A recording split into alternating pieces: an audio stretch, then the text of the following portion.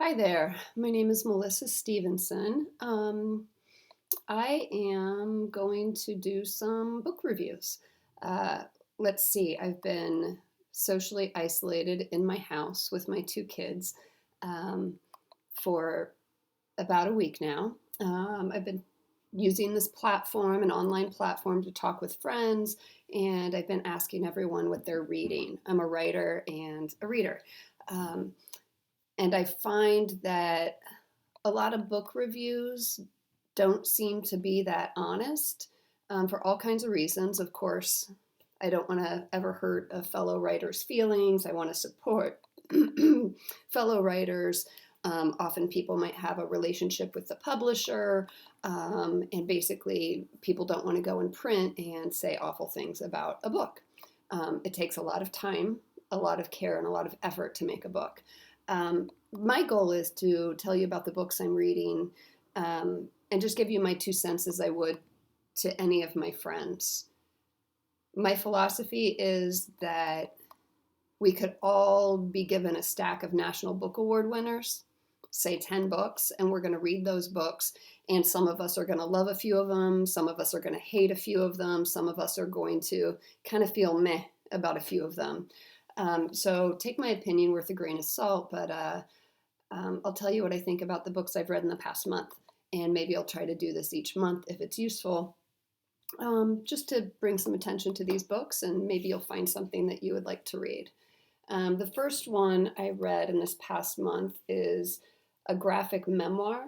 It's Good Talk by Mira Jacob, and I can just say that I totally love this book. I can't always say that, and I'm so happy when I can. So the genesis of this book, it's really, really beautiful, by the way. I think it just came out in paperback, but it is worth owning in hardback. It's so gorgeous.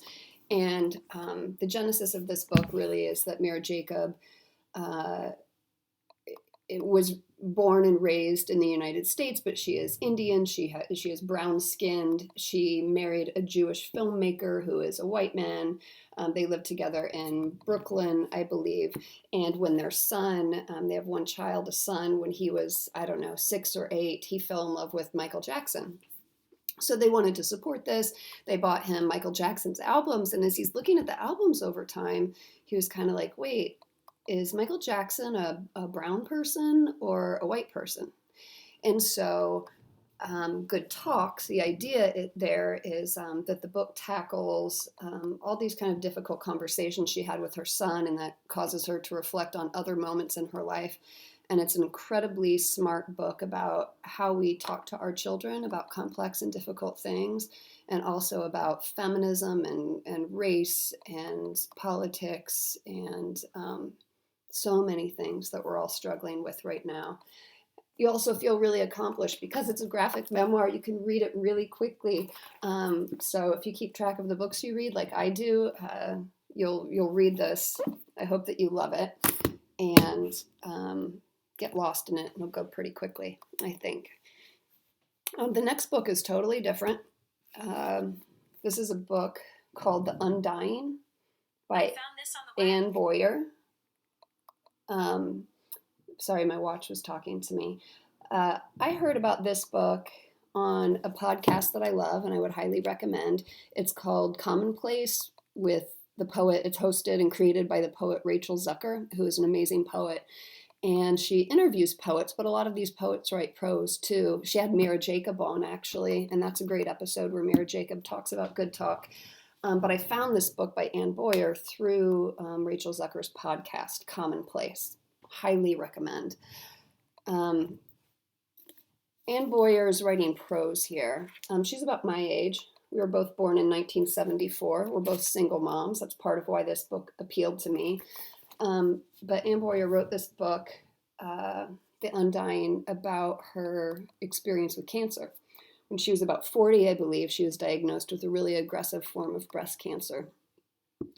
She is a Marxist. She is an amazing writer. This book knocked my socks off. But it is not your rah-rah, here's my, pink ribbon, I'm a cancer warrior, I overcame it. I'm going to run a 5K and support this American like bootstrap smith. It's not that kind of book. If you're looking for that kind of book, I'm sure you can find a million of them on Amazon.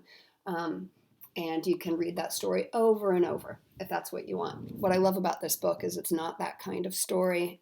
She actually dives into how breast cancer is a gendered disease, and how we often turn women's suffering into a bit of a fetish.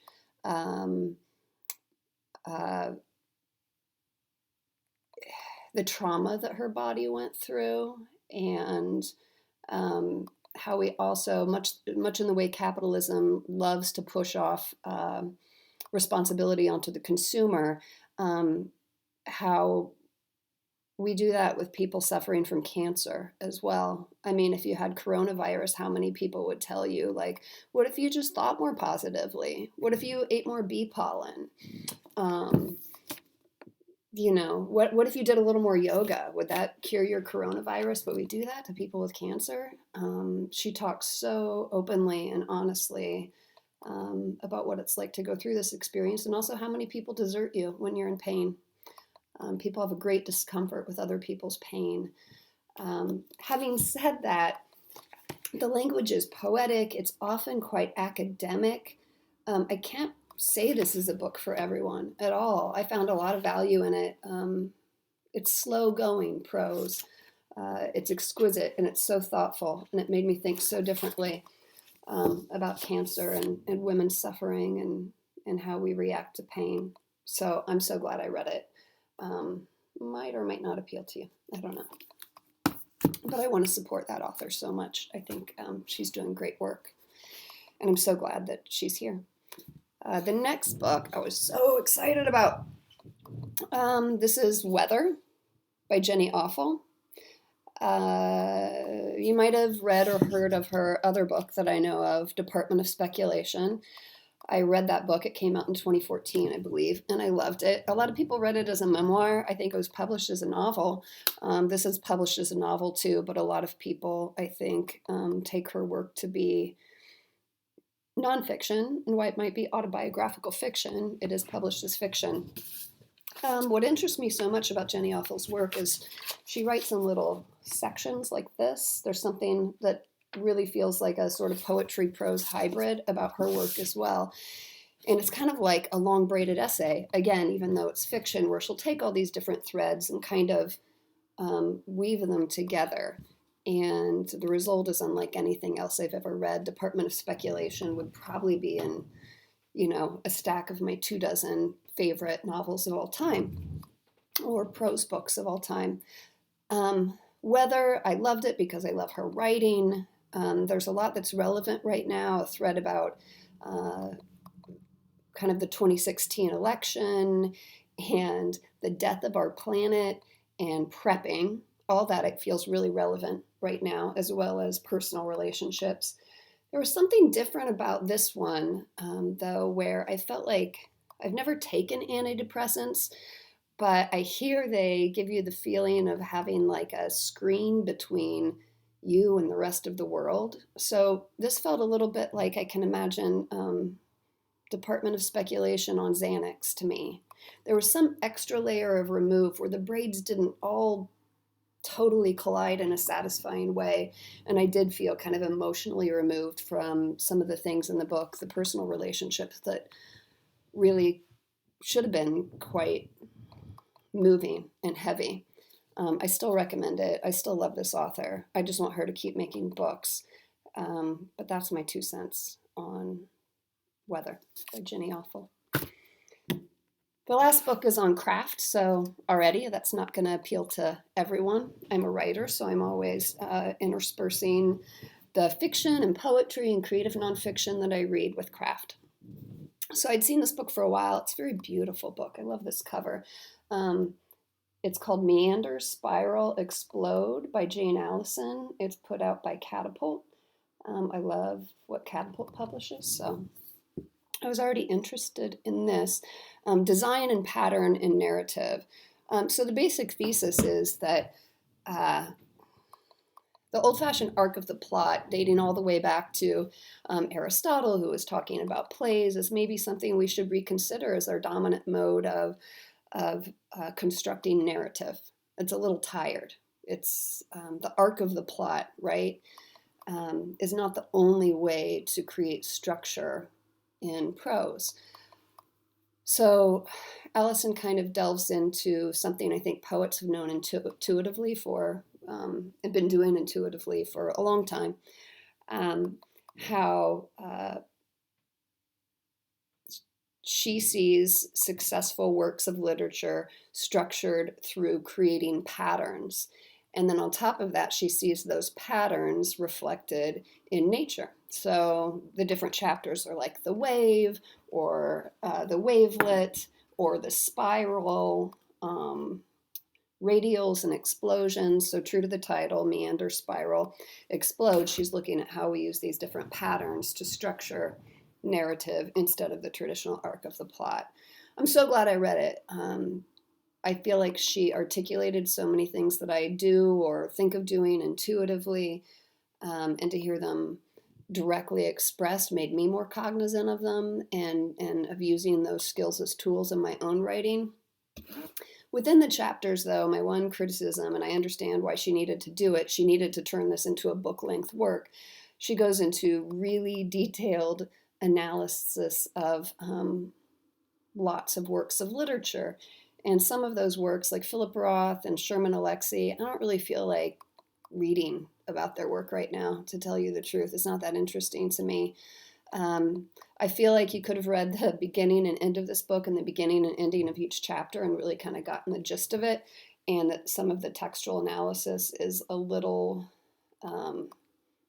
micromanaged and slow going and not as rewarding as I wanted it to be. The textual analysis that I liked the most was ongoing throughout the book, and that was, sorry, I'm looking around for the book. I think I put it downstairs.